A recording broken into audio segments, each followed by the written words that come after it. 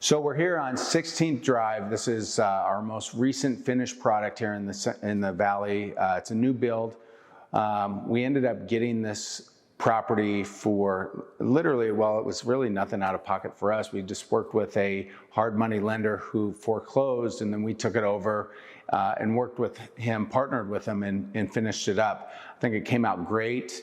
Kind of the beginning to end, from the lender foreclosing to us having to, supplement and change out products and be flexible with timelines and all of these things, is just all about change. Like, there's a great book, Who Moved My Cheese?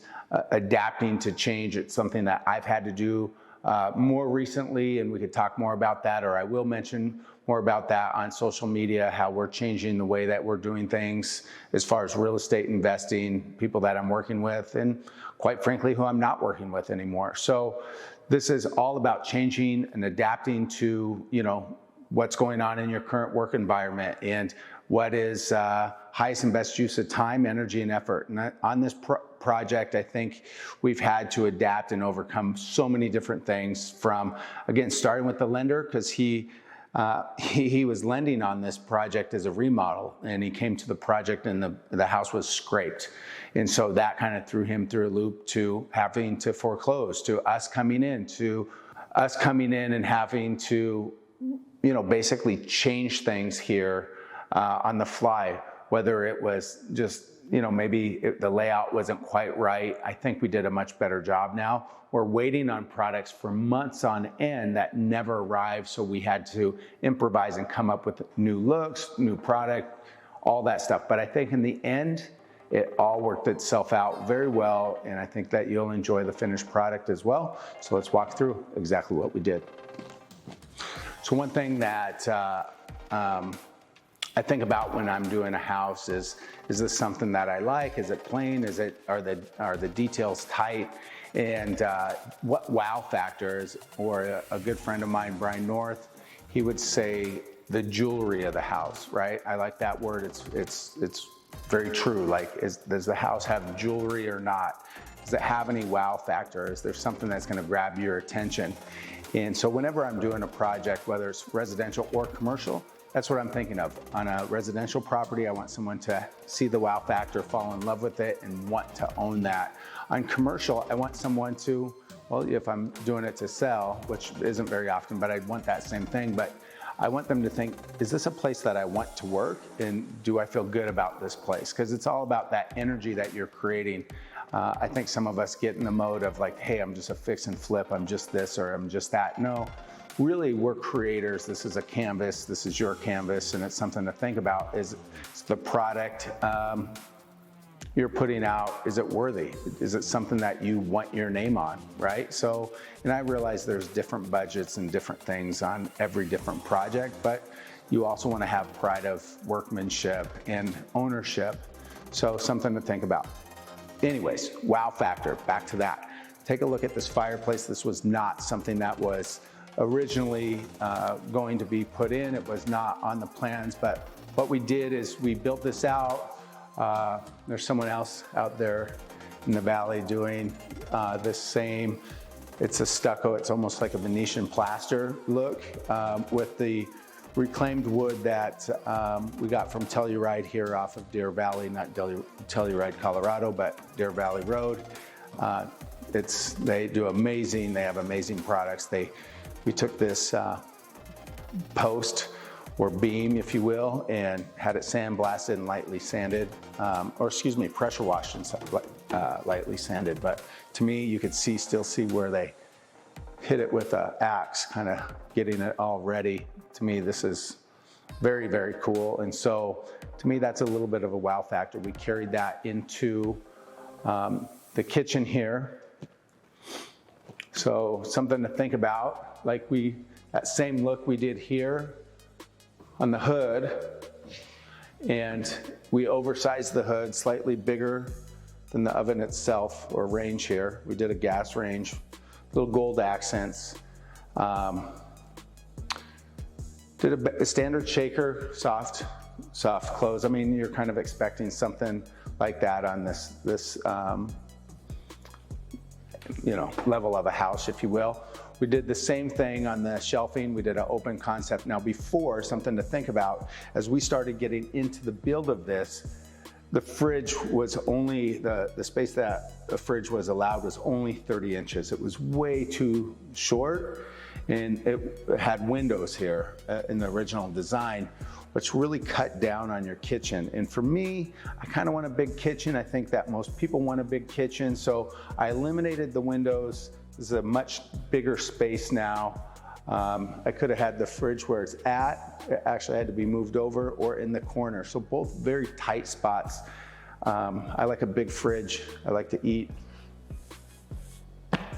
So anyways, that being said, I just wanted to make sure that we had the proper layout. Now take a look at this island as well. This is something, we did very subtle finishes. I don't have any necessarily bright colors or anything that is, what's the word I'm looking for? Anything that is pulling your eye so much that it's just very like, here I am, like a neon light. I try to make things very soft. This island is an oversized island for sure. It's about 10 feet, or excuse me, it's 8 feet by 5.5 feet. It's a nice oversized island. I think for this space, it definitely calls for it. This is a very, I think, great entertaining room. So this is the kitchen. Carried the backsplash all the way up. Not in a tile, which is pretty typical, but we did it in the slab, kind of keep the consistency of it. Anyways, do me a favor. If you're liking this video, go ahead, hit like, subscribe. Also, make any comments. Let me know what you're thinking on our kitchen. Good, bad, or indifferent. I'm okay. I have thick skin and I take compliments too. Okay, so another thing that we changed out, this was an arched window, but when you look at the structure in general, it's got very sharp angles. And so this arch just did not fit. It felt very Tuscan for a non-Tuscan house. So we wanted to clean up some of those things. So we brought this, more modern squared off style, and we carried it throughout. We also had a second entrance right here. We eliminated that and pushed it to the front of the bedroom over here, so you guys, and I'll take and show it to you guys. So it could be used as a flex room. It could be used as an office or a bedroom. Let's go take a look. Come on.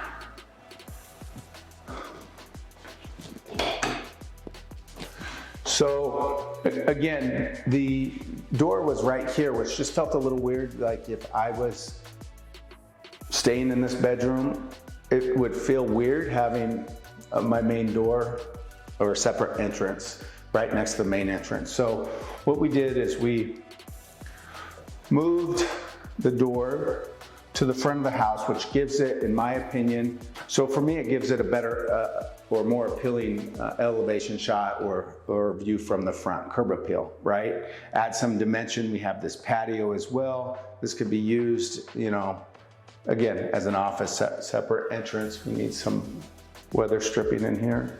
So anyways, let's go take a look. Let me show you guys these bathrooms too.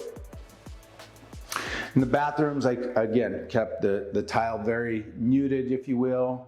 To me, it's just neutral tones and natural. We took I think we did another video on it regarding the vanities. They were dressers. We converted the dressers into vanities. Just trying to, give it a little bit of the wow factor, something that you're not necessarily gonna see everywhere else. These are very unique. Again, it's a potato barn fixture. I think they came out very nice and clean. Even little stuff like door stops. What are you doing for door stops? Not here, there. So another thing is the light fixtures. You take a look at the light fixtures. These are things that could take some time to get in.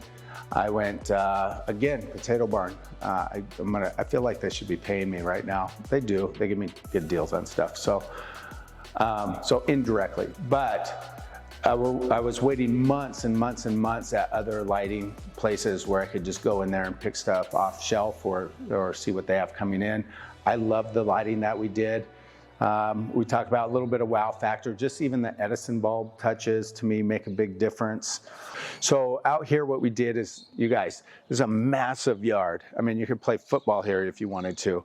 We added the block wall, which I think is like, I don't even remember how many feet, 180?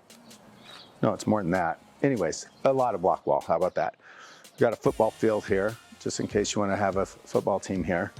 But anyways, we added the RV gate. You could add a garage back here because it's a 2-car garage. Maybe you need more. You have room for a ramada on top of that, and you have room to build a pool if that's what you want. This is a big lot. Nice entertaining house, really is what it is. So nice family, or quite frankly, anybody can enjoy it. So anyways, we did pavers out here, kept the landscape simple just because we know someone's gonna do something special back here. But we didn't want to deliver it as a mud field like so many people did in this area. That's why we went under contract in 24 hours. Let's go. Okay, so this is a split floor plan. We have the master on one side, and you have the 3 bedrooms on another. They have their own ensuite restroom, and then 1 powder room. So it's a 4-bedroom, 4.5 bath. In this area, we have our, like a prep area, extra cabinetry, stuff like that. If you wanted to make it a little bar, if you want to do something like that. Laundry room off there. Let's check out this master though. Look how big this room is. Oh, look at this light fixture, you guys. What do you think of those? Check out this door. Did this barn door, just something very subtle. But there's something about this barn door. I want to show you guys something. Come here. We built this. I'll show you. We needed something a little complimentary to this awesome vanity that we did, this custom vanity as well. So this, now watch this. It's like magic. Oh my goodness. It matches. Look at that. Now back over here. Wow. Anyways, this little things like that. This was one of those rooms that we were gonna do slabs in, and we just could not get the marble in time. So we decided to go with the porcelain tile. I still think it looks good. We did the herringbone subway porcelain tile. It looks like marble here. So anyways, take a look, tell me what you think.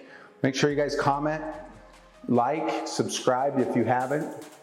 Give me a little thumbs up. Let me know you're liking this content. I know this is just a traditional fix and flip, but we're raising the bar in this area.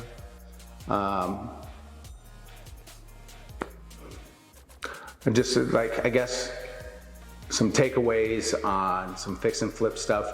Make sure, again, that you are adding some wow factor, pride of ownership.